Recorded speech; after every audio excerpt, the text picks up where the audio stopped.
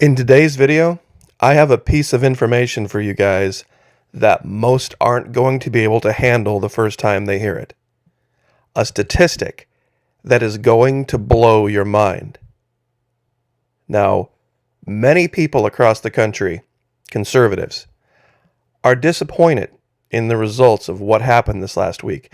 They thought it should have been more of a red tsunami. What happened? Well, in Florida, there was a red tsunami.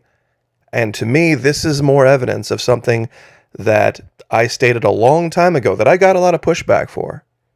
I made the allegation that Florida, de facto, in reality, on the ground, was truly no longer part of the traditional United States. Some said Florida Maquis. Wait a minute. Wait till Washington, D.C. tries to drop the hammer on you. They tried. Over and over and over again, did they not? They went to judges. They said, we're going to do this and we're going to make Florida do that. And none of it worked. And while it was a very mediocre showing for conservatives across the rest of the nation, here, it was an absolute landslide for conservative values. Even the mainstream media on the left is now calling Florida a crimson hellscape. That was the term used by MSNBC. A lost cause for Democrats. They might as well leave for more than a generation. Now, I'm sure many of you are wondering, Florida Maquis, what is that statistic? Well, we're going to get into it. I just want to make sure I'm diligent and say thank you, humbly, to everyone who continues to support us over at the Florida Maquis Patreon channel. Only $1 per month, one level for everybody. And you get everything going back well over a year. Fully refundable for the first 90 days. I know people are going to be very busy going into the holidays. You're not going to have time to sit down and watch video after video. Take your time. Take your time. It's the middle of November.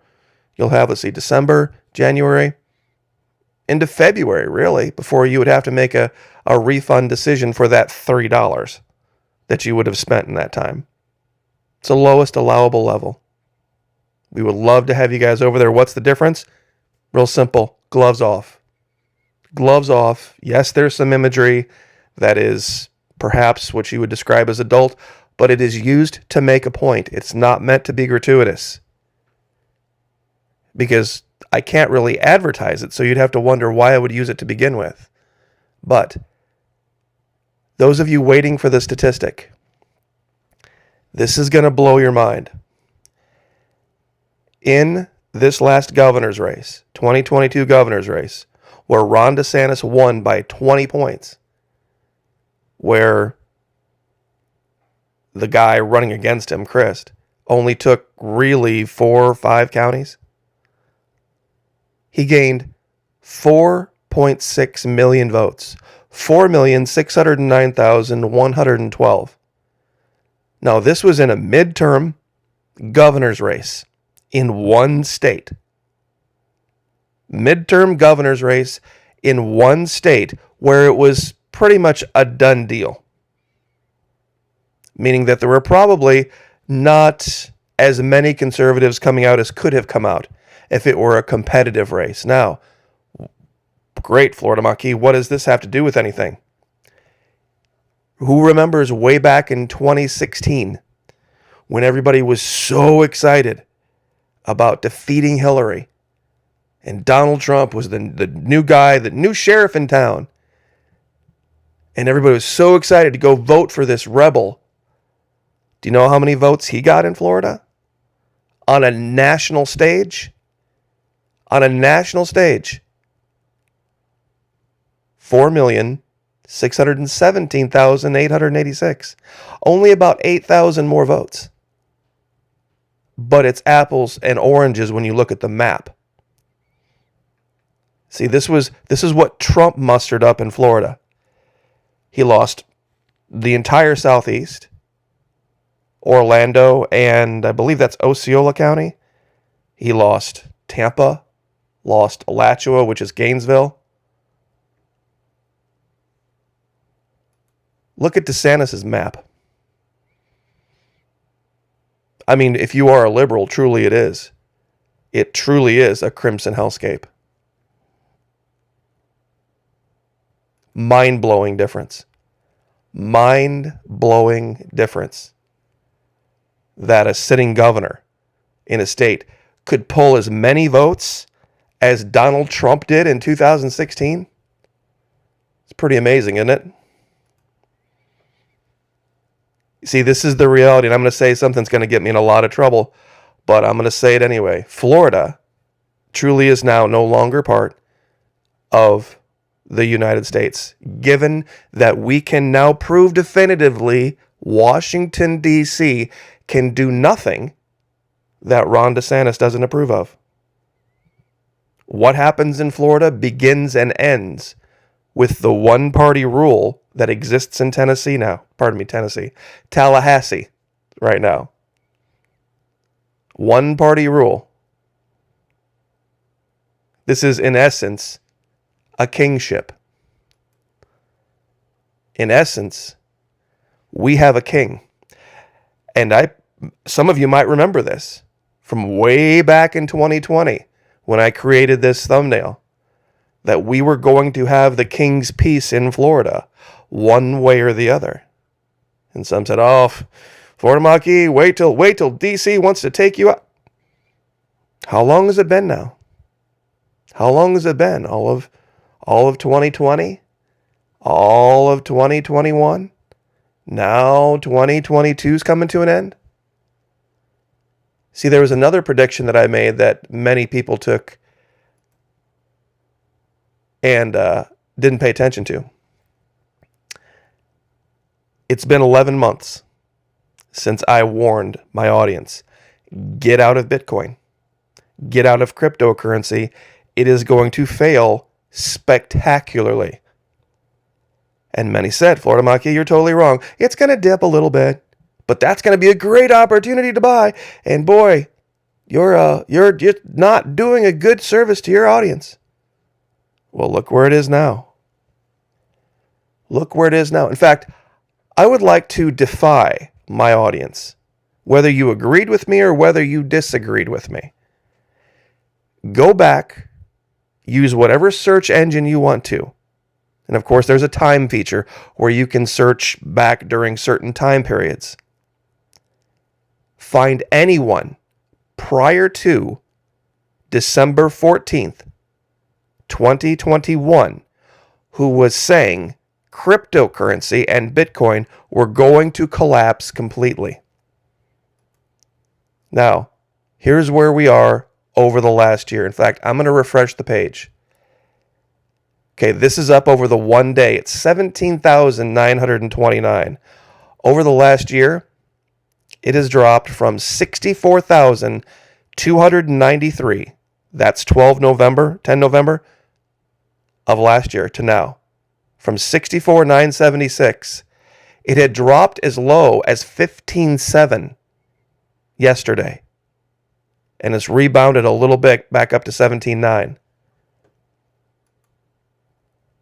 But they're saying it's only temporary. Bitcoin price hits multi-year low at 15.6. Analysts expect further downside, meaning they're expecting it to go to 12. Now, those of you who weren't aware or around at the channel at this time, this is the video.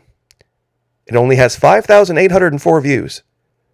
December 13th, 2021. The title, Bitcoin Collapses, a fundamental, inescapable historical truth that now everyone must accept. That's the title. At that time, it was at 149. And I said that the entire thing was going to collapse. It was going to go to near zero.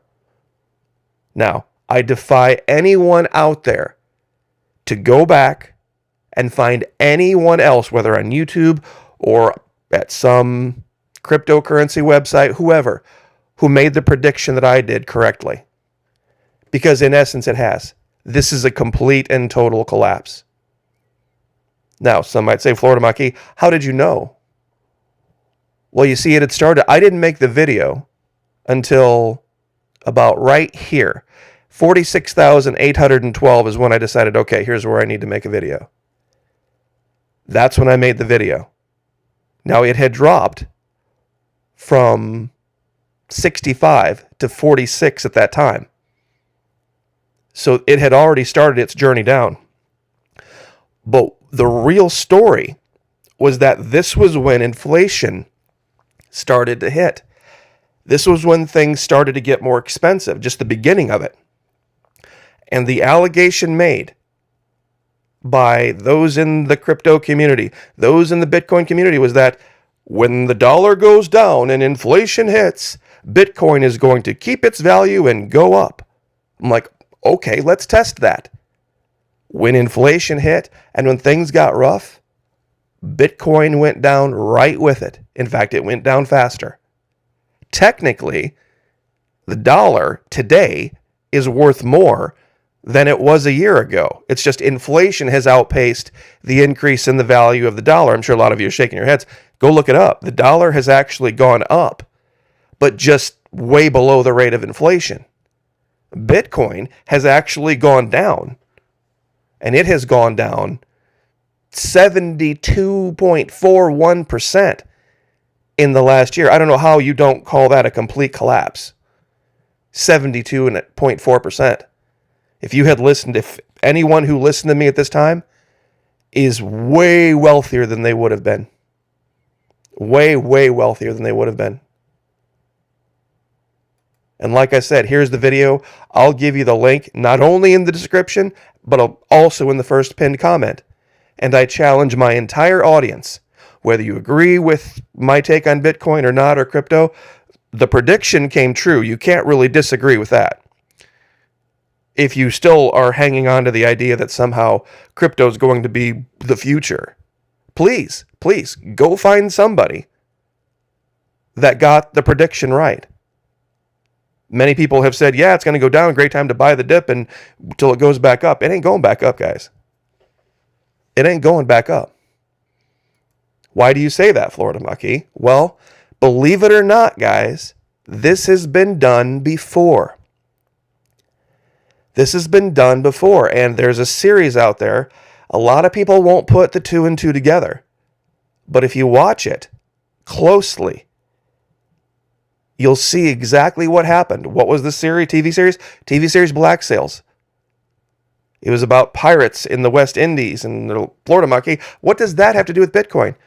Well, real simple. You had pirates and prostitutes and these people trying to make a new life for themselves in the West Indies, absent the big governments of France and Spain and England.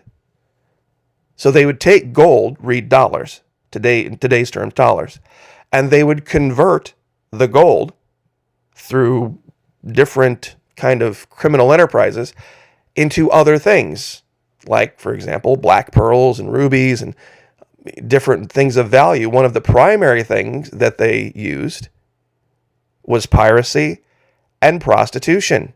1715 West Indies. The pirates of New Providence Island threaten maritime trade. The laws of every civilized nation declare them hostis humani generis, enemies of all mankind. You see, history has always had those who would trade in things that were illegal in order to make a fast payday. Guns and drugs and prostitution have always been one of those things. Now, the entire series centers around a brothel, which is a great way to launder money. Why? Well, think about it. Think about it for just a minute. If you are a gentleman, you go into a brothel and you have your little pouch of gold and you transfer the wealth, so to speak, you're not walking away with anything other than a memory. Am I not correct, ladies and gentlemen? She is left with a bag of gold. She's not a pirate. You are. So however you got that gold, now it no longer matters. What is she going to use the gold for? No, food or clothes or whatever else. And of course, the house takes their cut, as always. That's pretty much the story of Bitcoin. It's a great way to hide and launder actual currencies. This is an old story. The thing with Bitcoin, though, was that Bitcoin and virtually every other currency denominated itself in value in dollars, which is insane on its face. How are you going to say you're a competing form of currency when you're denominating yourself in the value of another currency? Many people woke up and saw it. Many people did, but funny story along that same line. Now stick with me here. Here's why the left is going to continue to implode. MSNBC guest makes vulgar prediction about Republican lawmaker. A Democrat strategist joked that Lauren Boebert, the representative from Colorado, everybody's familiar with, might turn to OnlyFans if she loses a congressional race that is still too close to call. Now, OnlyFans is just the modern cyber version of adult entertainment, basically. Just, I guess you would call it a la carte entertainment, where you can go look for something specifically as opposed to going to whatever adult establishment and whatever is there, that's all you get. Now, Claire McCaskill was on at this time, and this is a Joy Reid, and this guy made this comment about Lauren Boebert, because she's very attractive, if she would lose her very, very close race for that House seat, having to go to OnlyFans to continue to make money. He better be careful what he wishes for. Because if she did, she could do a hell of a lot more damage than she's doing right now. Now, Lauren Boebert, for those of you who are unaware, what does this have to do with anything? Well, it's very, very close to what's going on with the whole issue with Bitcoin, why nobody got why it failed. First of all, I thought the left was the unjudgmental types. But let's do the math.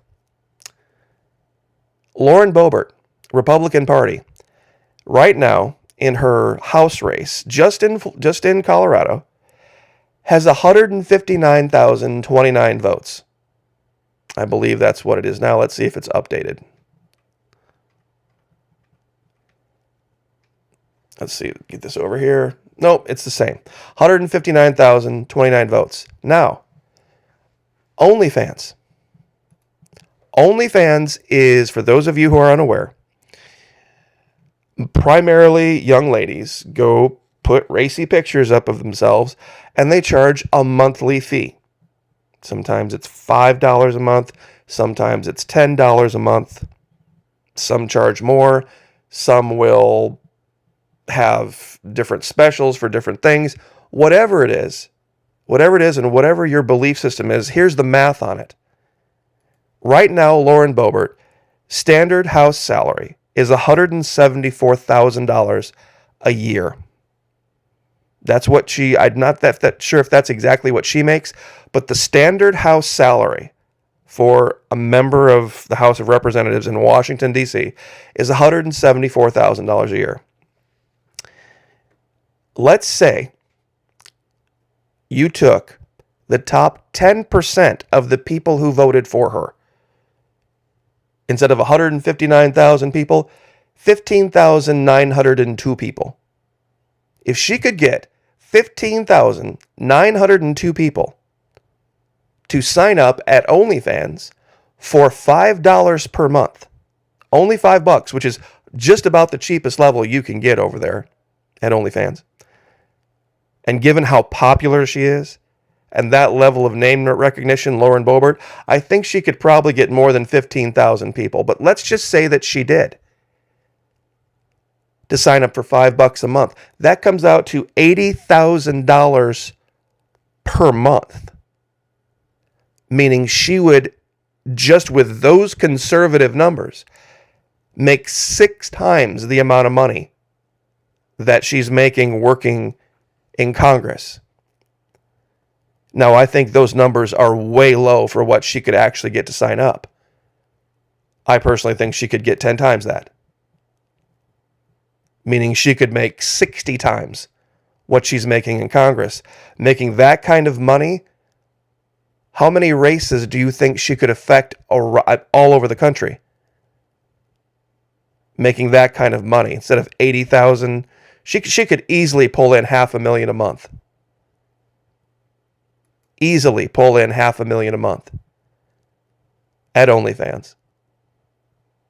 Do these people not get? Do these people not get what that would do?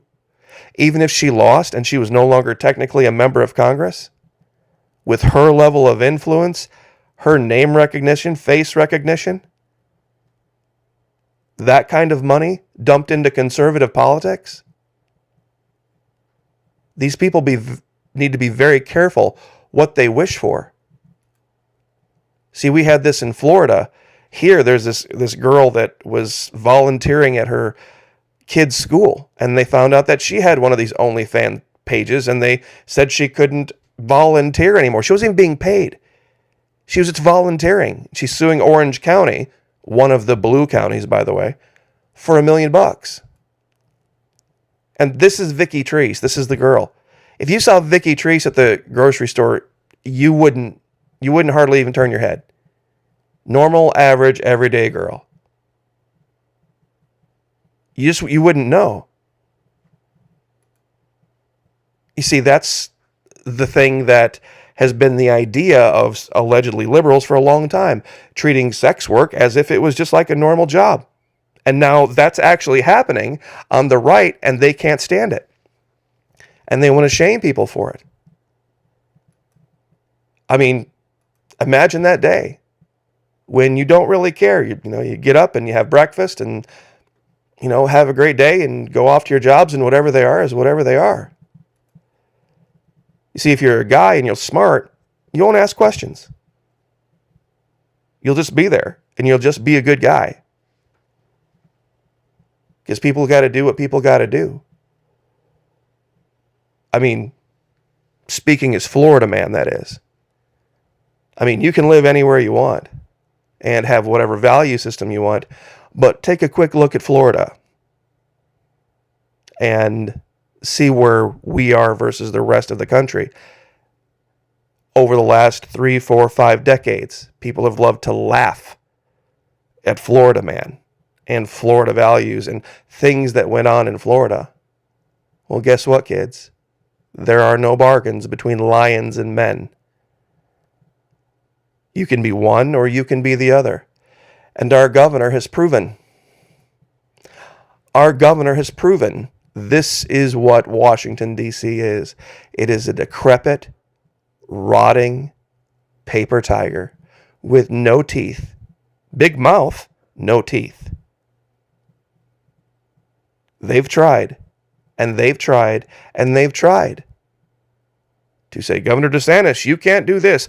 Governor DeSantis, you can't do that. We're going to make this mandate, or we're going to make that. And we defeated them at every single turn. Didn't have to fire a shot. We didn't need any piece of paper saying we have officially seceded, did we?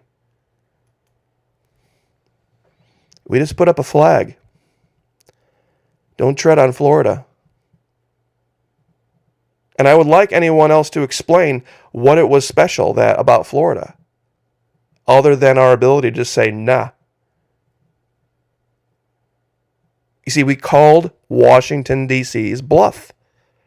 We called their bluff.